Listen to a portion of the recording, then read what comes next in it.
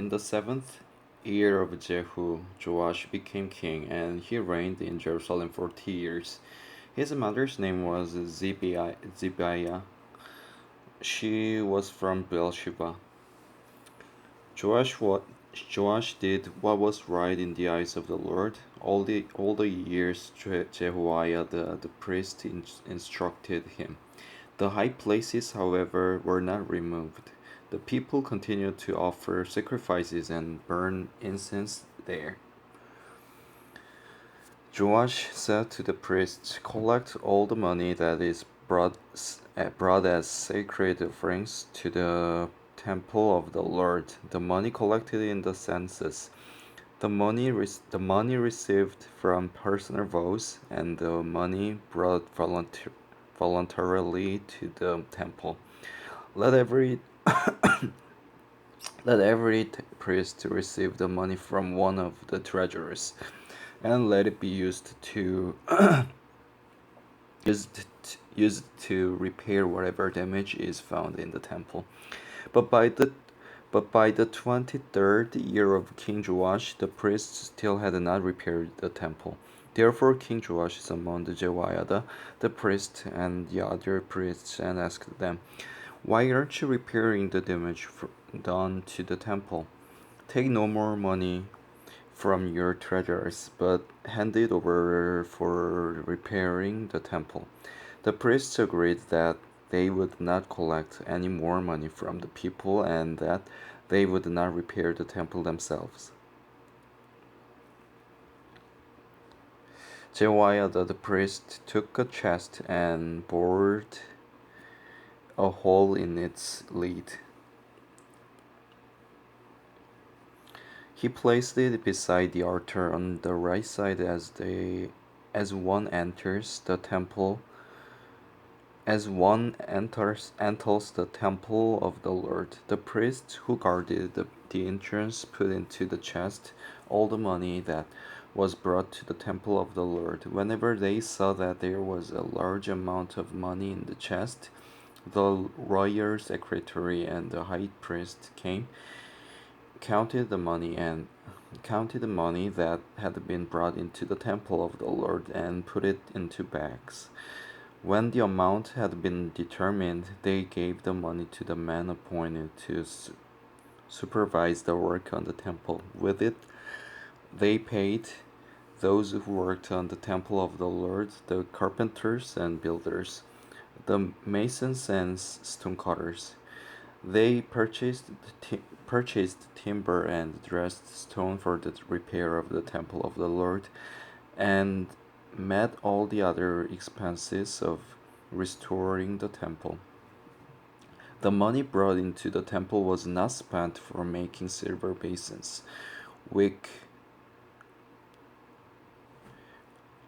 trimmers, sprinkling bowls, trumpets, or any other articles of gold or silver for the temple of the Lord. It was paid to the workmen who used it to repair the temple.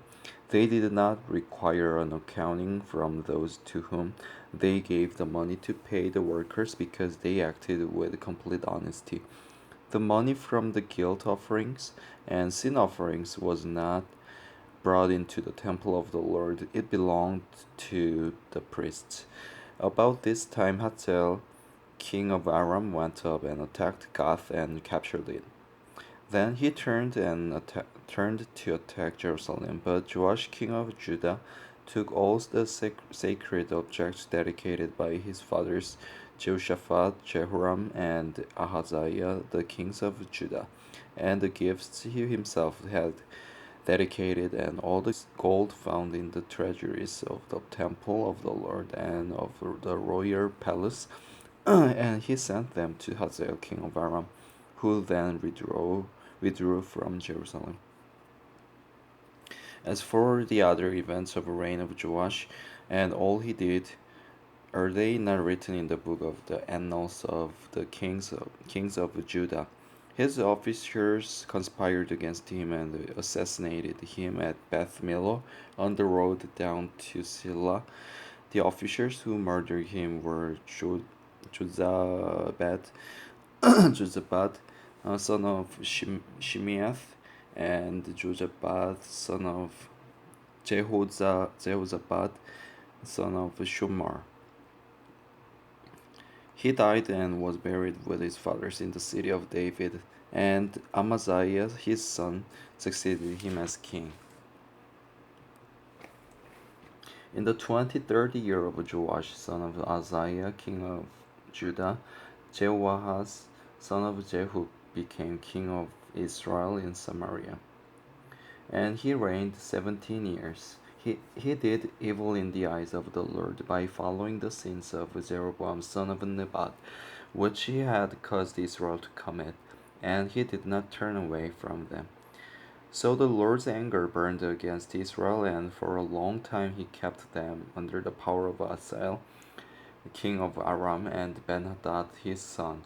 Then Ahaz sought, sought the Lord's favor, and the Lord listened to him, for he saw how severely the king of Aram was oppressing Israel. The Lord provided a deliverer for Israel, and they escaped from the power of Aram.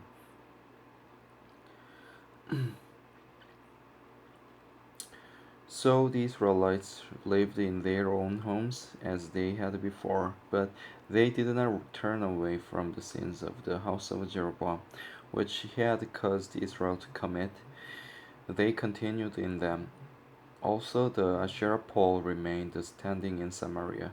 Nothing had been left of the army of Jehoahaz except 50 horsemen, 10 chariots, and 10,000 foot soldiers.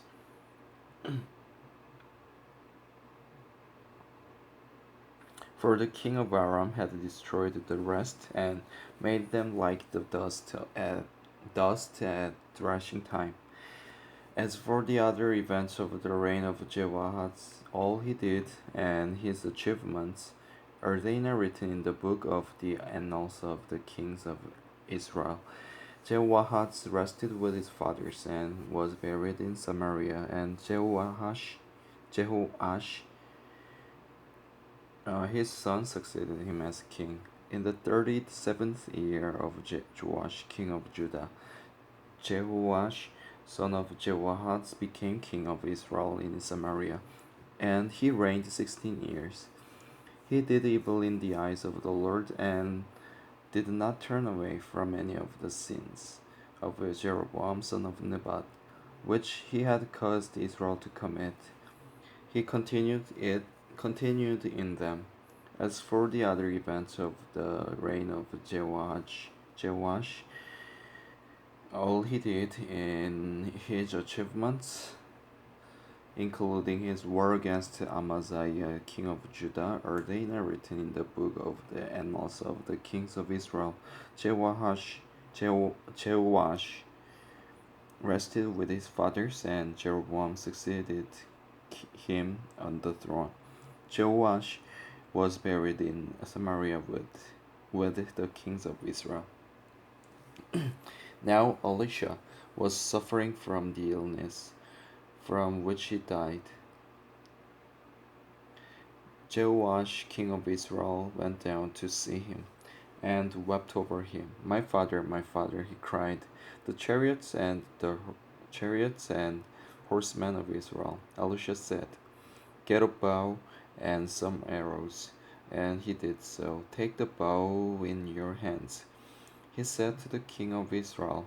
When he had taken it, Elisha put his hands on the king's hands. Open the east window, he said, and he opened it. Shoot. Elisha said, and he shot. The Lord's arrow of victory, the arrow of victory over Aram. Elisha declared, you will completely destroy the Arameans at Aphek. And then he said, take the arrows. And the king took them. Elisha told him, strike the ground. He struck it 3 times and stopped. The man of God was angry with him and said, You should you should have struck the ground 5 or 6 times. Then you would have defeated Aram and completely destroyed it. But now you will defeat it only 3 times. Elisha died and was buried. Now Moabite raiders used to enter the country every spring. Once while some Israelites were burying a man, suddenly they saw a band of raiders. So they threw the man's body into Elisha's tomb. When the body touched Elisha's bones, the man came to life and stood up on his feet. Hazael, king of Aram, oppressed Israel throughout the reign of Jehoahaz. But the Lord was gracious to them and had compassion and showed concern for them because of his covenant with Abraham, Isaac, and Jacob. To this day, he has been unwilling to destroy them or banish them from his presence. Hazael, king of Aram, died, and Ben-Hadad, his son, succeeded him as king. Then Jehoash, son of Jehoahaz, recaptured from Ben-Hadad, son of Hazael, the towns he had taken in battle from his father Jehoahaz. 3 times Jehoash defeated him, and he recovered the Israelites' towns.